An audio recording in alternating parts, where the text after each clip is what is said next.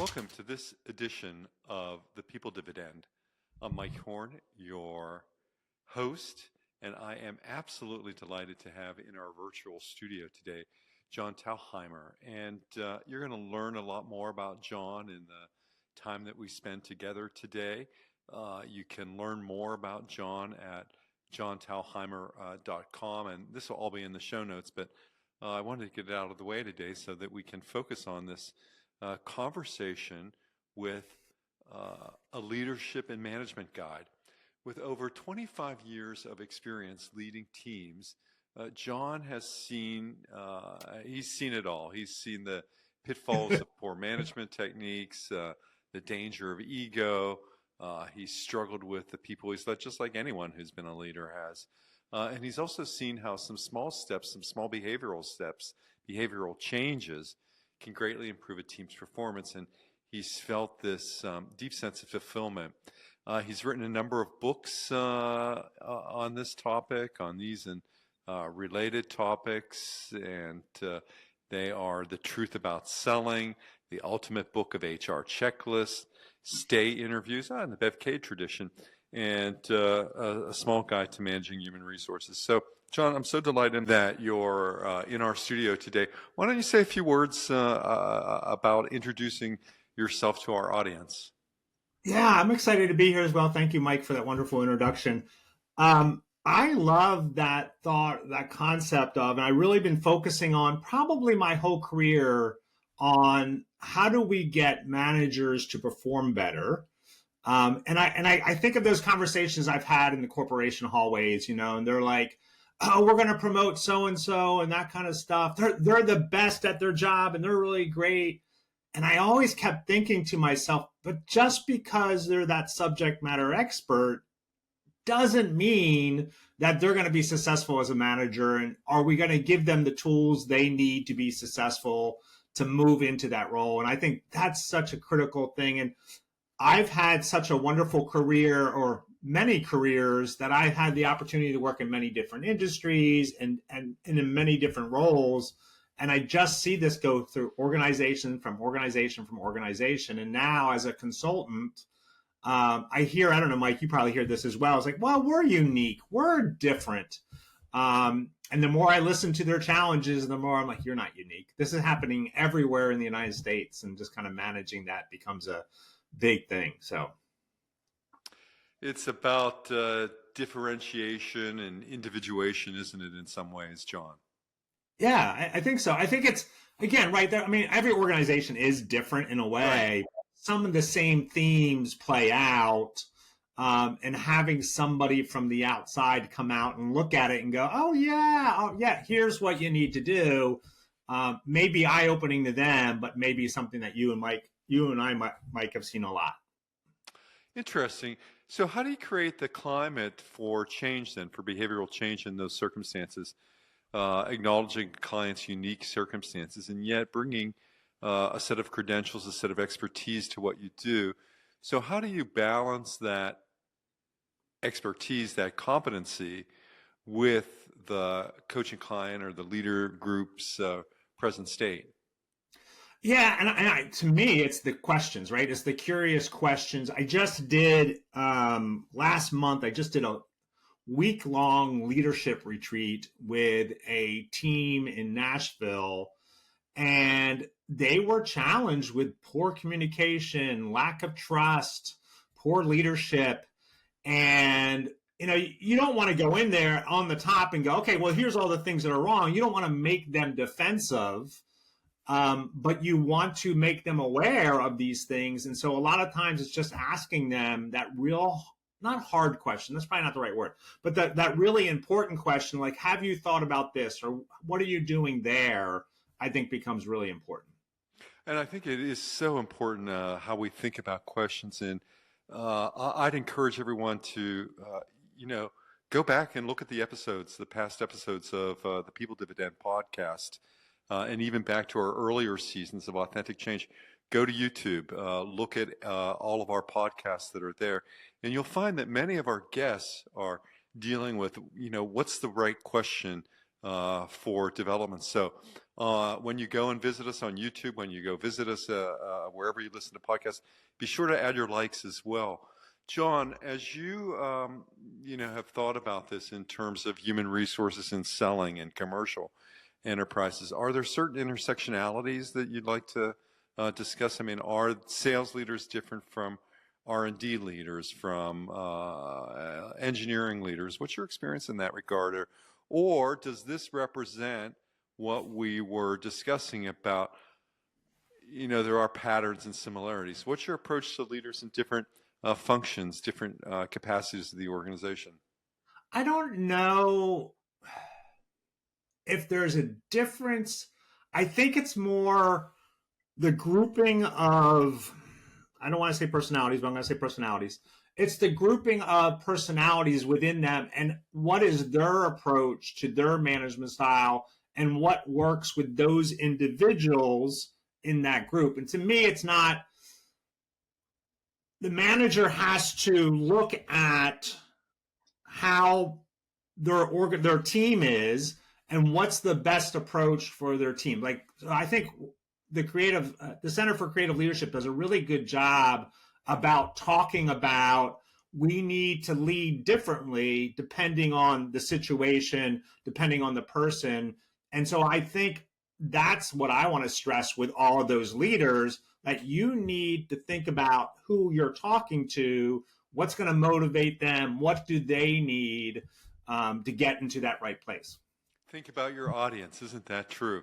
And, in my last book, Integrity by Design, Working and Living Authentically, let's see if I can get that into the screen here. So if you're watching on YouTube, Integrity by Design, Working and Living Authentically, we really began to address those issues about what it means to be authentic as a leader, what it means to develop trust, and how that comes along. And I've just released, I don't have the copy, but you'll be able to find it on Amazon, the People Dividend, Leadership Strategies for Unlocking Employee Potential. It's my new book. And look, you're on holiday at this time. If you're listening around the holiday period, go out to Amazon, take a look at this, take a look at my newest book. They'll make some great gifts if you still have some holiday parties to attend to or go to. It's a way of thinking about it. As John and I continue to talk about the values that shape effective teamwork in organizations, I know we certainly I describe a lot of those humanistic values in the People Dividend, John. What are you thinking about in advising and coaching your clients to do relative to values and teamwork? I think values is that big conversation, right? And I think, when I talk about leadership training and doing that kind of stuff, one of the most important things any manager, any leader can do is set those clear expectations, right? And so a lot of the times, managers don't do it. Supervisors are not good at doing that. They think, they assume a lot on there. And so I'm always like, there are 3 levels to setting expectations. Number one is what purpose does that role or that job do in your company? Like, what do you want them to do? What do you want them to achieve? Which is pretty straightforward. Okay, everyone can get that. The second one is the task and responsibilities that they need to do to reach that potential, reach that achievement or accomplishment or whatever they need to do. But the third one goes to what you were saying, Mike, about the values, right? And so one of the things that a lot of people do not discuss when they're setting expectation is what are the behavior norms in your organization, in your team, and really defining that for an employee so they can be successful. I mean, easy ones are like, do you show up in meetings at times? What's attendance like? Right? Those are simple ones, but some of those deeper values. And so one of the things I challenge my leaders to do is do the values work, right? And I was talking about that strategic leadership retreat. We did the values work, and not only did we pick, I think it was 6 or 7 different values, we then took it and said, okay, what do these values look like in your organization? And it's really interesting because everyone has a different point of view, right? You can settle on that value, but then talking about what does that look like in terms of our behaviors? What does respect look like? What does honesty look like? And it really helps bring the team together and also allow them down the road to be like, hey, that's not what we mean by respect or honesty or anything like that. And so building that in there, I think it's a critical step that is often mislooked because we're in production, we're trying to get things done, we're operation, and we forget that those values are how we interact with each other every day. Well, I think it's so important. And, given that we're at the beginning of the year, we're about ready to launch into 2025, I also have resources that listeners can download that are so appropriate for the beginning of the year that cover these topics, John, that we're talking about. And what makes these ebooks great at the beginning of the year as you gift them or encourage people to visit mike-horne.com is one is called 52 Meditations on Designing Work and Life with Integrity. So this is the topic we've been discussing, John, about, how can you design your life, your work with integrity so that we can unlock our potential for growth and development, and to acknowledge that we matter and that we can empower others. And, if there's another great companion piece, I have a free ebook as well, 52 Meditations on Working and Living Authentically. So these are workbooks that might be useful and might be helpful on the topics that John and I are discussing. So I encourage you to go up and, to mike-horne.com, pick up any one of the 52 Meditations ebooks. It's a workbook for the rest of the year for 2025. Each week you can do something that will boost your own effectiveness, your reflection, and your action. John, what are you encouraging your clients to do at the beginning of 2025 that may be different from the past? Different from the past? Well, I know one thing that I've been thinking about, and I've started talking to my employees, my clients about it, is what I am calling the holistic employment. And I don't know if you remember this. About a year ago, there was a study done. The NFL Player Association did this big study on what each team does well and what doesn't do well. And it wasn't talking about the coaches and that kind of thing. It was the surrounding stuff, right? And they were talking about things like on the game day, how they treated their family members, having daycare, like all those things that we don't normally think about. And one of them was, how was the gym, right? And so they rated all of the teams on that, right? So all the players rated all the teams on this, and the Player Association sent this report card out to the NFL teams. And it was interesting to think about that from a regular employer standpoint, because when we think about an employee, it's not just what's happening at work that impacts their performance.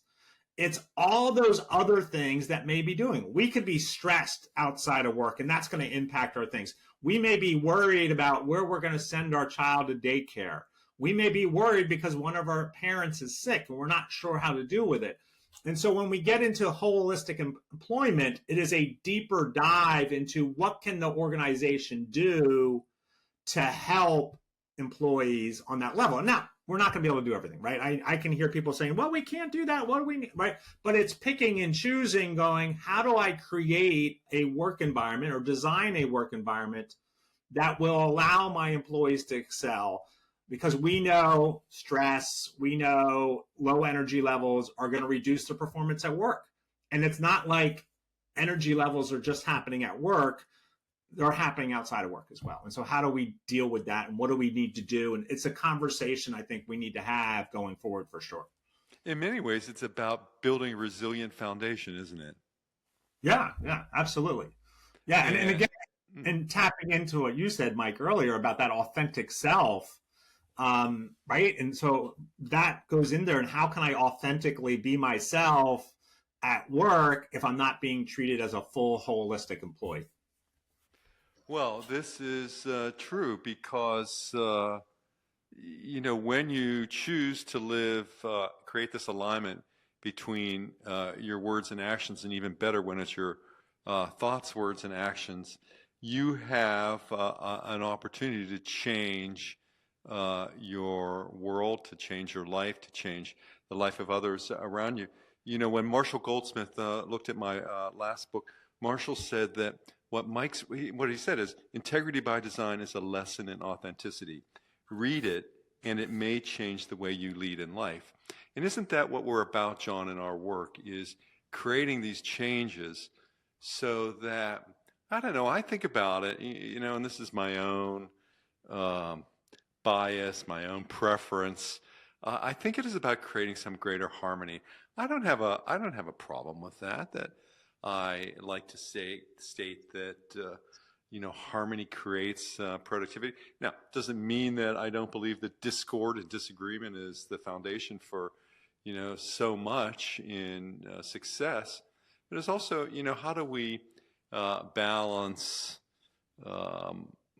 these concepts so that we can have greater effectiveness in what we do and who we lead.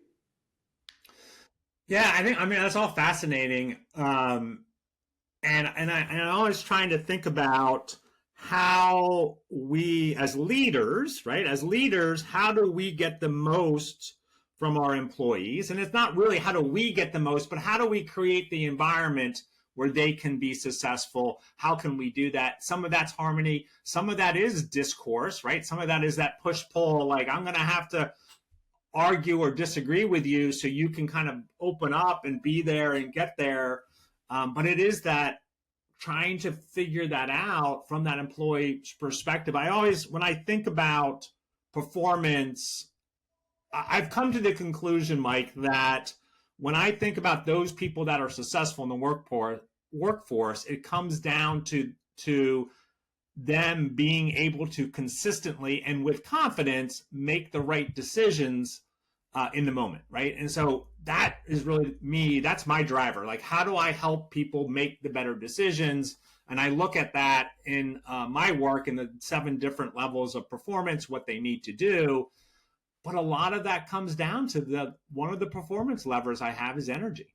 And do they have the right energy? And I think you cannot be inauthentic and have 100% energy, because you're using some of that energy to overcome that unauthenticity. Right. And I imagine that maybe some of what you do is you do some assessment as well in leader development. Yeah, absolutely. Right. Absolutely. Yeah. And how does that help with the coaching and other aspects of your work? Oh, I think it helps a lot, right? Because I think we all have our perspective, right? What I call our advantage point. And we all have our own advantage point. And so when I'm working with a client or working with a group or a leadership team, I have my advantage point, comes from my years of experience and what I've dealt with in my life. All of them have that.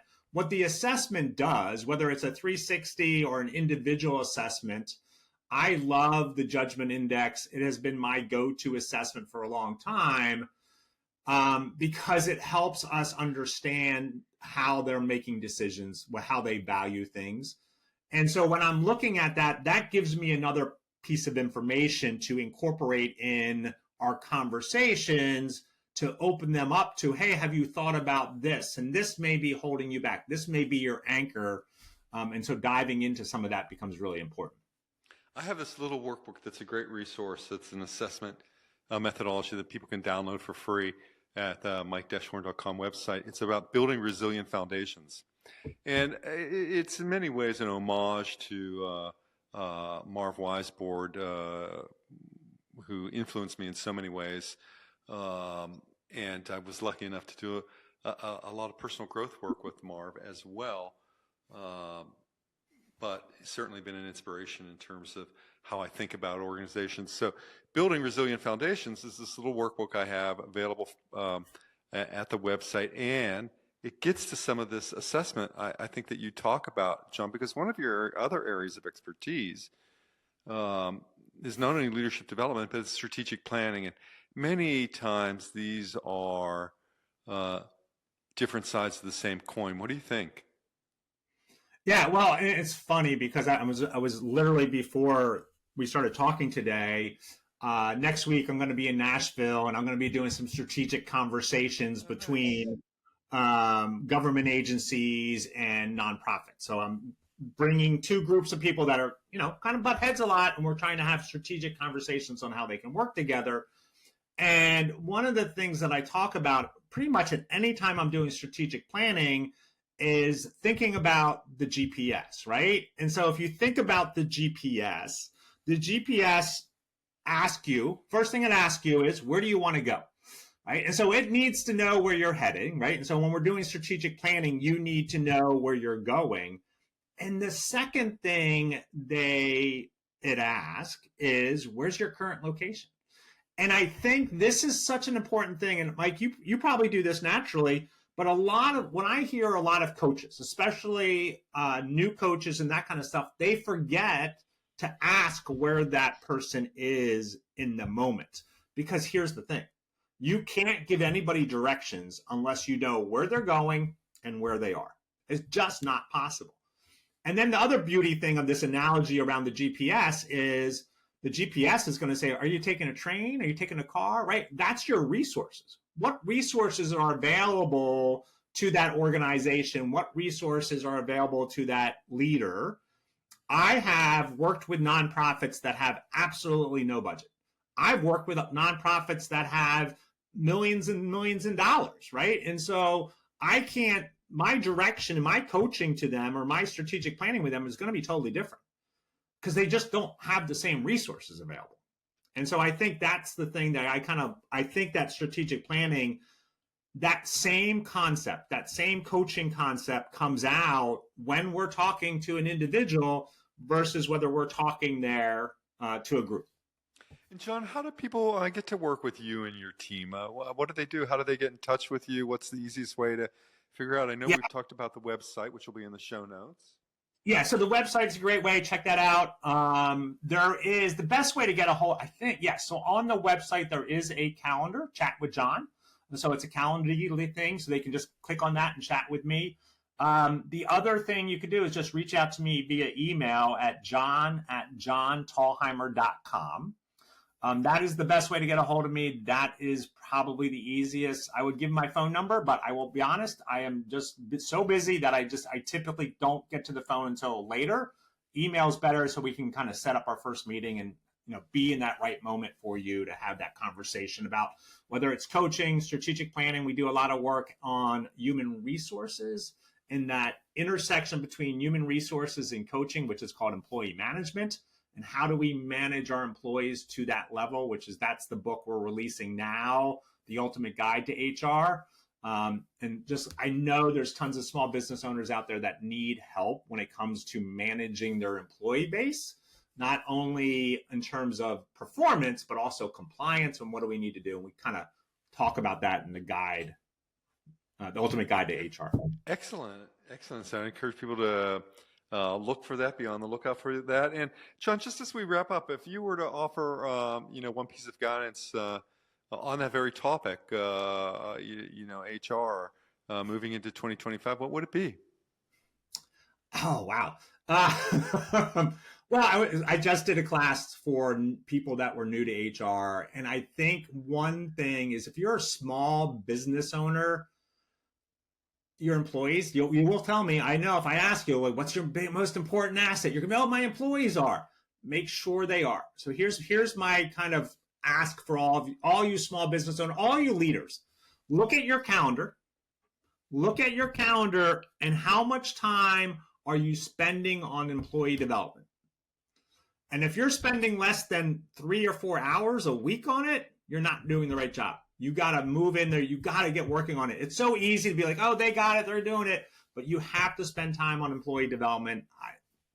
Hands down, I think that's the biggest mistake small business owners and leaders make, is not spending enough time on development of their employees.